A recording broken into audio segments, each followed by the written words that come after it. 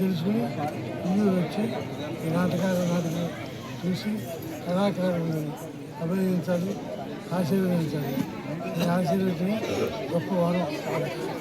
దయచేసి అందరూ ఈ ఊరు చుట్టుపక్కల ఉన్న వాళ్ళందరూ దయచేసి ఇవన్నీ వచ్చి కళాకారులను ఆశీర్వదించాలి. Thank you. కార్యక్రమాలు చేయటం ప్రేక్షకులందరూ కూడా మేము వస్తుంటే చాలామంది ఈ పబ్లిసిటీ ఏదైతే చేశారో వాళ్ళందరూ కూడా చాలా మా ఫీడ్బ్యాక్ చాలా బాగుంది.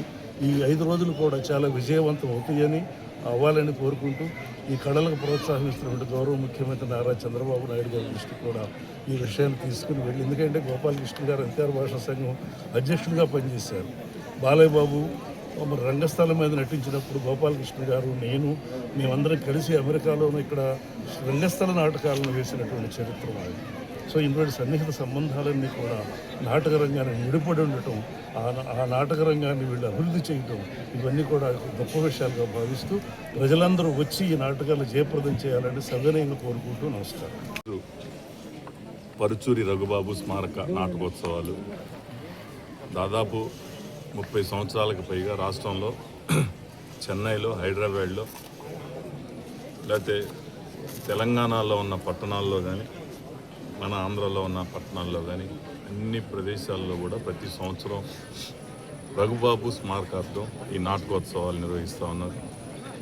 ప్రమాదవశాత్తు ఆయన చనిపోయినా కానీ ఆయన పేరుని నిలబెడుతూ ఆయన్ని తలుచుకుంటూ పరుచూరి గోపాలకృష్ణ గారు, వెంకటేశ్వరరావు గారు మన ఉయ్యూరు పట్టణానికి సంబంధించి ఇక్కడ పరుచూరి ఈ శ్రీనివాసరావు గారి ఇది పరుచూరి శ్రీనివాస విద్యా సంస్థల్లో పనిచేసిన వ్యక్తి, అలాగే ఉయ్యూరికి సన్నిహిత సంబంధాలు కలిగిన వ్యక్తి.